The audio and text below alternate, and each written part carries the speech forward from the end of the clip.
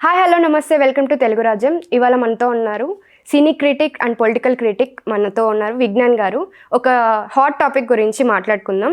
ఏంటంటే ప్రశాంత్ వర్మకి అండ్ బాలకృష్ణకి పెద్ద క్లాషెస్ జరిగాయి. ప్రశాంత్ వర్మని తీసేశారు, కొత్తగా ఇంకో కొత్త డైరెక్టర్ వచ్చారు అని చెప్పి మాట్లాడుతూ ఉన్నారు. దాని గురించి విశ్లేషణ మనకి విజ్ఞాన్ దాసరి గారు అందిస్తారు.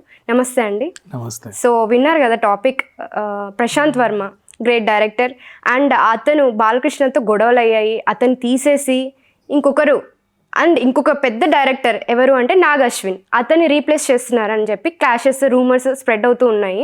దాని గురించి మీ విశ్లేషణ. నా అభిప్రాయం చెప్తా పర్సనల్. చెప్పండి. బాలయ్య గారు ప్రశాంత్ వర్మని కొట్టాడు, తిట్టాడు, రక్కాడు, గిల్లాడు అనే ఒక వార్త బయట, రూమర్, వాట్ ఎవర్. నేనైతే బేసికలీ నమ్మను ఫస్ట్ ఆఫ్ ఆల్. అండ్ నేను ఒకటి బలంగా నమ్ముతా, నేను నమ్మలేదు అంటే అది నిజంగా జరగలేదు అని 99% నమ్ముతా.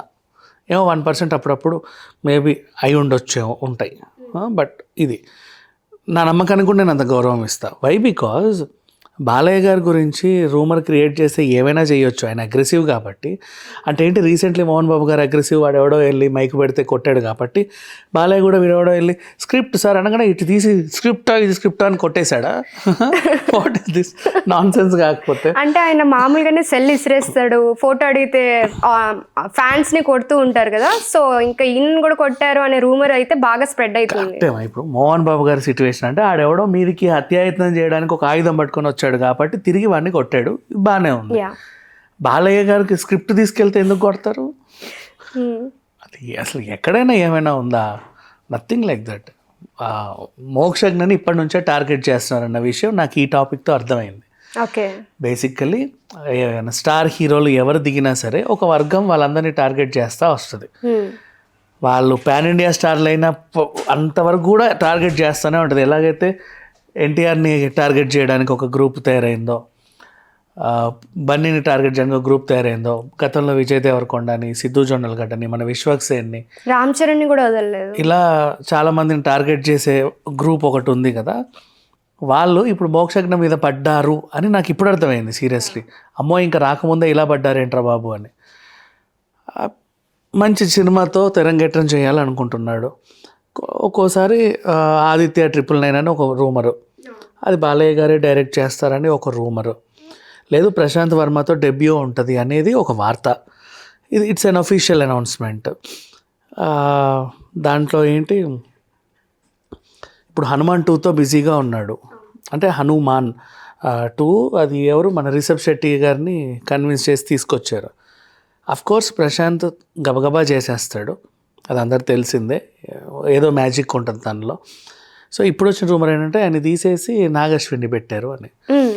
Nag Ashwin he's very busy with his universe. ఆ యూనివర్స్ ఇక్కడితో ఆగది కాదు, అదొక మహాభారతం. అది సింపుల్గా చెప్పాలి అంటే ఆయన మహాభారతాన్ని చెప్పకనే టచ్ చేసి మనకి రుచి చూపిస్తున్నాడు. ఇప్పుడు కర్ణాలో చాలా బిజీగా ఉన్నాడు. అండ్ తన ఇదంతా వేరు. ఇప్పుడు తనలో ఇంకో ప్రాజెక్ట్ టేక్ కేర్ చేసే ఈ మూడ్లో కానీ ఉత్సాహంలో కానీ ఆయన లేడు, నాగ్ అశ్విన్. ఎగ్జాక్ట్లీ. అండ్ ఈ టైంలో అండ్ మోక్షజ్ఞ మూవీని మంచి డెబ్యూ, ఎలా అయితే హనుమాన్తో ఆ పిల్లోడికి తేజ సజ్జని భలే పాన్ ఇండియా లెవెల్లో నిలబెట్టాడో, అలాగే ఈ అబ్బాయి కూడా తయారవుతారని అందరూ అనుకుంటున్నారు. చిన్న అనారోగ్యం వల్ల పోస్ట్పోన్ అయిందంట వీళ్ళ అఫీషియల్ అనౌన్స్మెంట్, అంతే. అంటే తను మోక్షజ్ఞ మన కళ్ళ ముందే ట్రాన్స్ఫర్మేషన్ అయింది. అంత లావున్న అతను చాలా స్లిమ్ అయిపోయి హీరో మెటీరియల్ లాగా తయారయ్యాడు. అబ్బాయిగా ఫేస్లో, హెయిర్ స్టైల్ అన్నిట్లోనూ మార్పులు స్పష్టంగా కనబడుతుంది. సో ఇట్లాంటి టైంలో మేబీ ఏమైనా చిల్లా చితక అనారోగ్యాలు అయ్యి ఉండొచ్చు. అంటే విపరీతంగా జిమ్ చేయడం, ఇంతకుముందు అలవాటు లేకున్నా ఇప్పుడు సినిమా వచ్చింది కాబట్టి విపరీతంగా వర్కౌట్స్ చేయడమో ఇంకేమైనా చేయడమో అప్పుడప్పుడు కొంతమంది చిన్న చితక అనారోగ్యాలు వస్తాయి. అంటే ఇప్పుడు ఆ ఫేస్లో డల్నెస్ కనబడి ఓపెనింగ్ రోజు ఇట్లా ఉన్నారు అనుకో, అప్పుడు ఎలా రాస్తారు, ఆ ఓపెనింగ్ రోజే హీరో మోహన్ డల్గా ఉంది, నచ్చలేదేమో ఈ ప్రాజెక్టు, అసలు హీరో అవ్వాలని నాకు ఇష్టం లేదు, ఇన్ని రాస్తారు.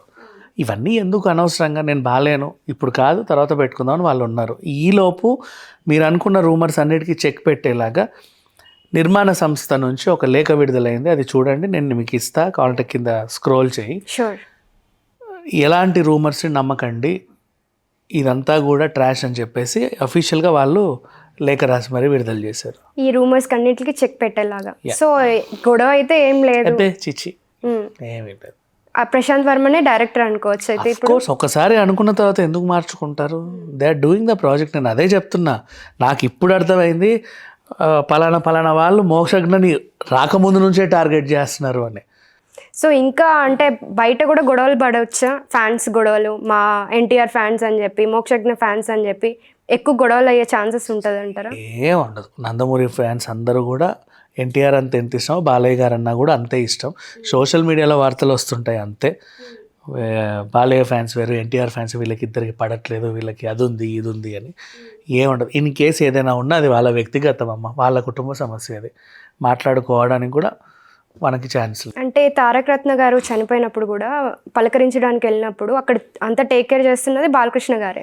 కానీ అప్పుడు కళ్యాణ్ రామ్ గారు, ఎన్టీఆర్ గారు వెళ్తే ఆయన అందరితో మాట్లాడుతున్నారు కానీ వాళ్ళు నిలబడి ఉన్నా కూడా చూడకుండా, లెక్క చేయకుండా బాలకృష్ణ గారు అట్లా ఉన్నారు. సో అందుకని వాళ్ళు వెళ్లకుండా ఉండడము, పలకరించకుండా ఉండడం. కదా వీడియో మీరు మళ్ళీ చూడండి. వాళ్ళు ఏం ఫంక్షన్కి వెళ్ళలేదు. ఇది నీ డ్రెస్ బాగుంది, నీ హెయిర్ స్టైల్ బాగుంది, ఎక్కడ చేయించావు, సందర్భం వేరు. ఆ సందర్భం వేరు. మొహాల్ చూసుకున్నా కూడా ఎమోషన్ అవుతారు. అట్లాంటివి కూడా ఉంటాయి.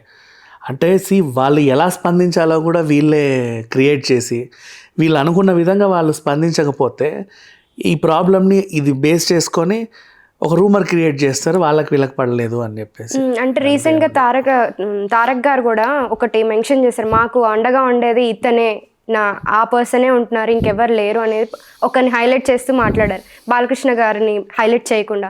సో దీనికి వాళ్ళు అటాచ్ చేసుకొని ఇప్పుడు గొడవలు అయ్యే ఛాన్స్ ఉందంటారా? ఈ సందర్భం వేరు. ఆయన మాట్లాడింది ఎన్టీఆర్ ఆర్ట్స్ గురించి. ఎన్టీఆర్ ఆర్ట్స్ బ్యానర్లో అక్కడ ఆఫీస్ గురించి మాట్లాడాడు అంతే. అక్కడ కళ్యాణ్ రామ్ ఇంతకుముందు చూసుకునేవాడు. ఇప్పుడు ఆయన హీరోగా అనుకోకుండా బింబిసార బీభత్సమైన హిట్ అయ్యేసరికి తను ఆ స్టాండర్డ్స్ని కాపాడుకోవడానికంటూ నెక్స్ట్ ప్రయత్నాలు చేస్తున్నాడు.